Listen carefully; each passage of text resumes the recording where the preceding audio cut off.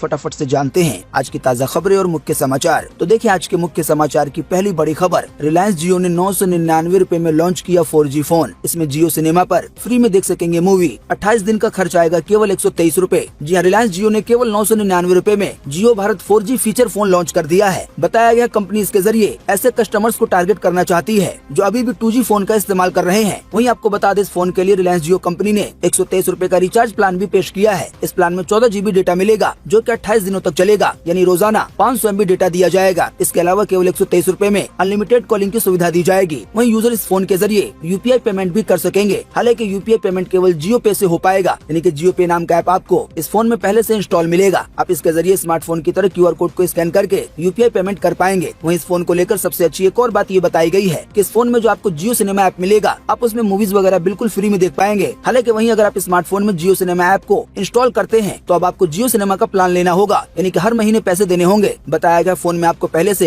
3 app install मिलेंगे और ये तीनों ही ऐप जियो के हैं। पहला ऐप होगा जियो सिनेमा, जिसमें आप बिल्कुल फ्री में कई तरह के मूवीज वगैरह शो वगैरह देख पाएंगे। दूसरा ऐप है जियो सावन, जो कि म्यूजिक सुनने के लिए है। और तीसरा ऐप है जियो पे, जिसके जरिए आप, जैसा कि अभी हमने आपको बताया, पेमेंट कर पाएंगे बिल्कुल फोन पे और पेटीएम की तरह। वहीं साथ ही में आपको बता दें कि इस फोन को जियो भारत 2 का नाम दिया गया है, यानी कि जियो भारत वर्जन 2। फोन की जो डिस्प्ले है वो 1.77 इंच की है। वहीं फोन में आपको 1000 mAh की बैटरी मिलती है, जो कि रिमूवेबल है, यानी कि बैटरी निकल सकती है। वहीं इस बारे में रिलायंस जियो कंपनी का दावा है कि जियो फोन का मंथली और एनुअल प्लान दूसरे ऑपरेटरों की तुलना में 25 से 30% तक सस्ता है, जो कि बिल्कुल जाहिर भी होता है। आप नहीं जानते हैं तो आपको बता दें, दूसरी टेलीकॉम कंपनियां जैसे कि एयरटेल या VI वगैरह का जो प्लान है तो वो सबसे कम 179 रुपए का है। यानी कि अगर आपको अनलिमिटेड कॉलिंग चाहिए तो आपको कम से कम एक महीने में या कह लें 28 दिन में 179 रुपए का रिचार्ज करना ही होगा। इसमें आपको कॉल तो अनलिमिटेड मिल जाएगी, लेकिन डेटा केवल आपको 2 GB मिलता है। वहीं इसके मुकाबले में जियो ने जो नया फोन लॉन्च किया है जियो भारत 2, और इसके लिए जो रिचार्ज प्लान लॉन्च किया है तो उसकी कीमत केवल 123 रुपए है, जैसा कि अभी हमने आपको बताया। और इसमें आपको अनलिमिटेड कॉलिंग के साथ 14 GB डेटा मिलता है। जो जियो सिनेमा है वो आपको फ्री में देखने को मिलता है। तो दोस्तों, फोन में दम हो या ना हो, लेकिन जो इसके लिए प्लान पेश किया गया है यह अभी भारत का सबसे सस्ता प्लान है। बाकी दोस्तों, इस फोन को लेकर या इस फोन के लिए जो रिचार्ज प्लान पेश किया गया है, इसके बारे में आपकी पर्सनल राय क्या है? क्या आपको लगता है कि सच में ये फायदेमंद है या नुकसानदायक है? आप अपनी बात को इस वीडियो के नीचे कमेंट बॉक्स में लिखना ना भूलें। वहीं आपको बता दें, ये फोन 7 जुलाई से मिलना शुरू हो जाएगा। बाकी आप चाहें तो इसकी ज्यादा जानकारी माई जियो ऐप पर, ये जो जियो की ऑफिशियल वेबसाइट है jiyo.com, वहाँ पर भी जाके ले सकते हैं।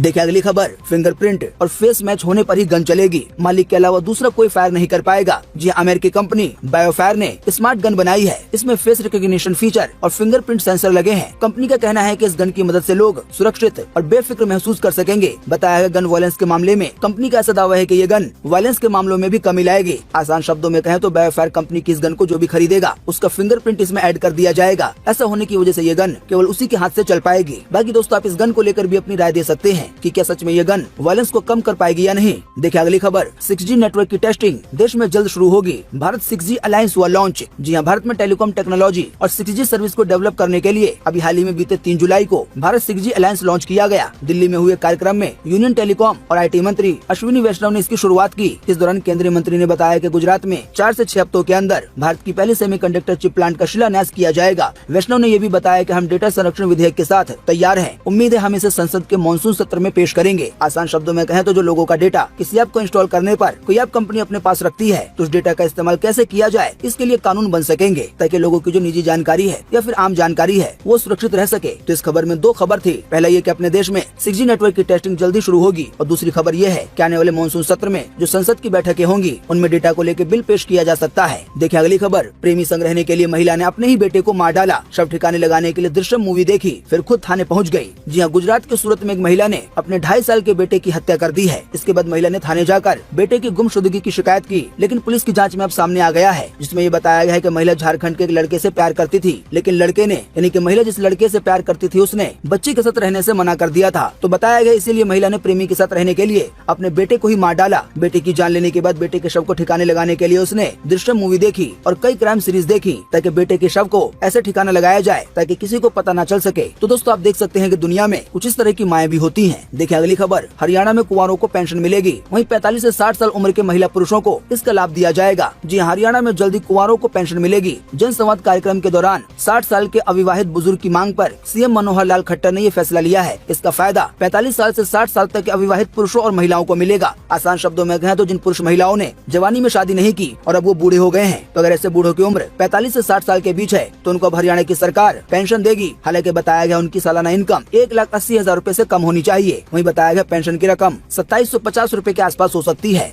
देखिए अगली खबर, बच्चे पैदा करने पे वर्कर्स को पैसे देगी चीनी कंपनी, 1000 करोड़ रुपए से ज्यादा खर्च किए जाएंगे। चीन की कम होती बर्थ रेट बनी है इसकी वजह। जी हाँ, चीन की सबसे बड़ी ऑनलाइन ट्रेवल एजेंसी Trip.com अपने कर्मचारियों को बच्चा पैदा करने के लिए पैसे देगी। बताया गया कंपनी ने ये कदम देश की बढ़ती बुजुर्ग आबादी और कम होती जन्म दर को ठीक करने के लिए उठाया है। बताया गया कंपनी 1 जुलाई से कर्मचारियों को बच्चा पैदा करने पर लगभग 5.5 लाख रूपए देगी, जो कि 50,000 युआन है, यानी कि वहाँ की करेंसी में। दोस्तों वैसे आप नहीं जानते हैं तो आपको बता दें, Trip.com दुनिया की सबसे बड़ी ट्रेवल एजेंसियों में गिनी जाती है। इसके दुनिया भर में 40 करोड़ से ज्यादा यूजर्स हैं। चीन को लेकर देखिए एक और खबर कि चीन में पश्चिमी देशों का खाना पसंद किया जा रहा है, यानी कि अमेरिका और यूरोप का लोग नूडल्स यानी कि चाउमीन की जगह सलाद और सैंडविच खा रहे हैं। हालांकि अभी से चीन में संस्कृति के लिए खतरा बताकर विरोध किया जा रहा है। लोगों की खाने को लेकर पसंद बदल रही है। तो इसी कड़ी में बताया गया है कि इसे देखते हुए, यानी कि लोगों का जो खाना खाने का रवैया बदल रहा है, लोग चाइना के खानों को छोड़कर पश्चिमी देशों के खानों को खा रहे हैं। तो बताया जा रहा है इसके लिए कई लोग विरोध कर रहे हैं। विरोध करने वालों का कहना है कि ऐसा करने की वजह से देश की जो संस्कृति है वो खत्म हो जाएगी, देश की संस्कृति के लिए खतरा है। तो दोस्तों आप देख सकते हैं कि देश भर में किस किस तरह के मामले चलते रहते हैं। देखिए अगली खबर, 17 जुलाई से महंगी हो जाएंगी टाटा की कारें। कंपनी ने इस साल तीसरी बार बढ़ाए हैं दाम। इनपुट कॉस्ट में बढ़ोतरी बनी है वजह। जी हाँ, टाटा मोटर्स ने बीते 3 जुलाई को अपने पैसेंजर व्हीकल्स की कीमतों में बढ़ोतरी का ऐलान किया। बढ़ी हुई कीमतें आने वाले 17 जुलाई से लागू हो जाएंगी। देखिए अगली खबर, पीएम आवास के ऊपर उड़ता नजर आया ड्रोन। दिल्ली पुलिस ने जाँच कर दी है शुरू। जी हाँ, दिल्ली के लोक कल्याण मार्ग पे बने प्रधानमंत्री मोदी के घर के ऊपर सुबह 5:30 बजे ड्रोन उड़ाने की जानकारी मिली। इसके बाद एसपीजी ने दिल्ली पुलिस को खबर की। वहीं अब दिल्ली पुलिस ने नो फ्लाइंग जोन में ड्रोन उड़ाने वाले की खोज करने के लिए जांच शुरू कर दी है। दोस्तों वैसे आप नहीं जानते हैं तो आपको बता दें, प्रधानमंत्री का आवास यानी कि प्रधानमंत्री का घर नो फ्लाइंग जोन में आता है, यानी कि ये एक ऐसा एरिया है जिसके ऊपर से किसी भी तरह की चीज उड़कर नहीं जा सकती, जैसे कि ड्रोन या हवाई जहाज या कुछ और चीज। अब यहाँ पे पक्षियों वगैरह की बात नहीं हो रही है। देखिए अगली खबर, एससीओ वर्चुअल शिखर सम्मेलन होगा आज। पीएम मोदी करेंगे खुद इसकी मेजबानी। चीन, रूस के राष्ट्रपति और पाकिस्तान के पीएम होंगे शामिल। जी हाँ, प्रधानमंत्री मोदी मंगलवार यानी कि आज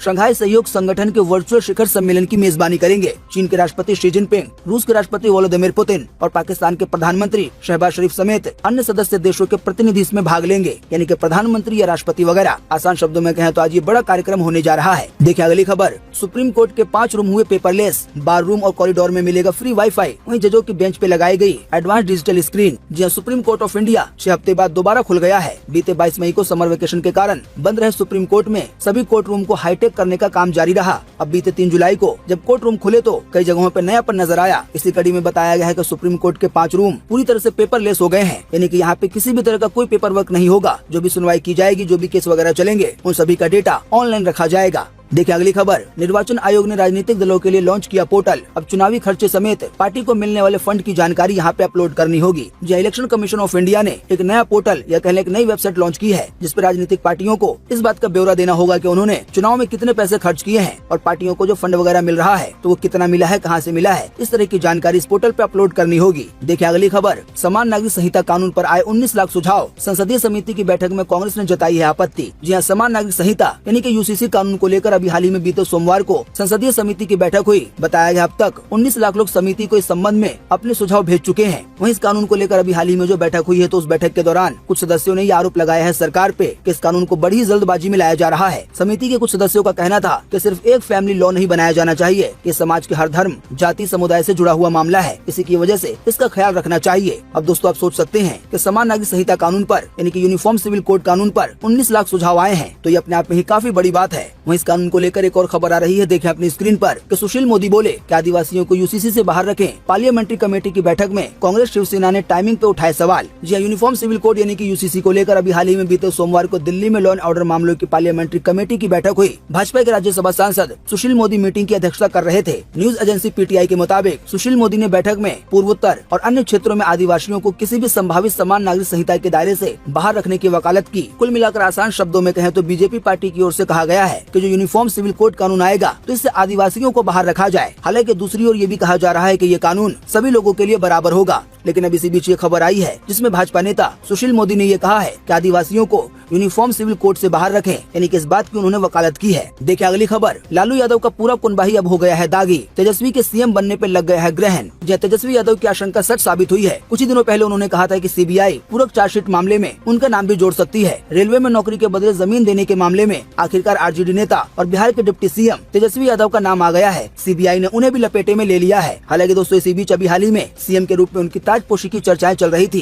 यानी कि ये अंदाजा लगाया जा रहा था कि नीतीश कुमार के बाद बिहार के मुख्यमंत्री जल्दी वही बन सकते हैं। हालांकि अब उन पे भी दाग लग गया है। इसी की वजह से कहा जा रहा है कि अगर आने वाले दिनों में रेलवे में नौकरी देने के बदले जमीन लेने के मामले में अगर उन्हें भी दोषी ठहराया जाता है और ये बात सच साबित हो जाती है तो उनका सीएम बनना थोड़ा मुश्किल हो सकता है। इसी की वजह से कहा जा रहा है उनके सीएम बनने पर ग्रहण लग गया है। देखिए अगली खबर, एमपी झारखंड समेत 5 राज्यों के अध्यक्ष बदलेगी भाजपा। आइए बताएं अधिक जानकारी। जी हाँ, 2024 लोकसभा और कुछ राज्यों में विधानसभा चुनाव की तैयारियों के बीच संगठन स्तर पर भाजपा बड़े बदलाव कर सकती है। सूत्रों के मुताबिक पार्टी के राष्ट्रीय अध्यक्ष जगत प्रकाश नड्डा मध्य प्रदेश, झारखंड, पंजाब, तेलंगाना और केरल में नए प्रदेश अध्यक्ष की घोषणा कर सकते हैं। आसान शब्दों में कहें तो इन राज्यों में जो भी बीजेपी के मेन नेता है यानी कि अध्यक्ष हैं, उनको बदला जा सकता है। देखिए अगली खबर, मानसून यानी कि बारिश के मौसम ने 6 दिन पहले पूरे देश को कवर किया। खबर आ रही है कि अभी हाल ही में यूपी में बारिश की वजह से जो कुछ हादसे हुए हैं उनमें 4 लोगों की जान चली गई है। जी हाँ, मानसून यानी कि बारिश का मौसम अभी हाल ही में बीते रविवार को देश भर में पहुंच गया। आसान शब्दों में कहें तो देश के सभी जगहों पर बारिश होने लगी है। अब कहीं कहीं पे तो थोड़ी रुककर हो रही है और कहीं कहीं पे तो बदरा जमकर बरस रहे हैं। इसी कड़ी में ये खबर आ रही है कि अभी हाल ही में यूपी में बारिश की वजह से जो कुछ हादसे हुए हैं उनमें 4 लोगों की जान चली गई है। आइए आपको इसी कड़ी में लगे हाथों बताते हैं कि आज 4 जुलाई 2023 को देश भर में कैसा रहेगा मौसम का हाल बारिश को लेकर। तो स्काईमेट वेदर के अनुसार अगले 24 घंटों के दौरान तटीय कर्नाटक और केरल में मध्यम से भारी बारिश की संभावना है, यानी कि आज वहीं लक्षद्वीप में, कोंकण में, गोवा में, सिक्किम में, हिमालय पश्चिम बंगाल में, उत्तर प्रदेश में, बिहार में, असम में, मेघालय में, अरुणाचल प्रदेश में, पूर्व उत्तर बिहार में हल्की से मध्यम बारिश के साथ आज कुछ स्थानों पर भारी बारिश हो सकती है। इसके अलावा भी पूर्व उत्तर भारत, अंडमान निकोबार द्वीप समूह, दक्षिण गुजरात, तटीय आंध्र प्रदेश, पश्चिम बंगाल, झारखंड और तमिलनाडु में हल्की से मध्यम बारिश हो सकती है। इसके अलावा छत्तीसगढ़, मध्य प्रदेश, आंतरिक कर्नाटक, हिमाचल प्रदेश के कुछ हिस्सों में और उत्तराखंड में भी आज हल्की बारिश की संभावना है। आसान शब्दों में कहें तो अभी हमने आपको बारिश को लेकर जिन भी शहरों, जिन भी राज्यों के नाम बताए हैं उनको छोड़कर आज पूरे देश में मौसम सूखा बना रह सकता है। देखिए अगली खबर, वीडियो बना रहे लड़के को कार ने टक्कर मारी। पाकिस्तान के कराची एक्सप्रेसवे की है ये घटना। अब ये वीडियो सोशल मीडिया पे हो रहा है वायरल। इसकी एक झलक आप भी देख सकते हैं अपनी स्क्रीन पर। देखिए अगली खबर, प्रफुल्ल पटेल और सुनील तटकरे को एनसीपी से निकाला गया। अजित पवार ने नई टीम बनाई, वहीं तटकरे महाराष्ट्र के अध्यक्ष बने। जी शरद पवार ने सांसद प्रफुल्ल पटेल और सुनील तटकरे को पार्टी से बाहर कर दिया है। उनकी बेटी और सांसद सुप्रिया सुले ने दोनों के खिलाफ एक्शन लेने के लिए अभी हाल ही में बीते रोज शरद पवार को चिट्ठी लिखी थी। इस ऐलान के तुरंत बाद अजित पवार ने भी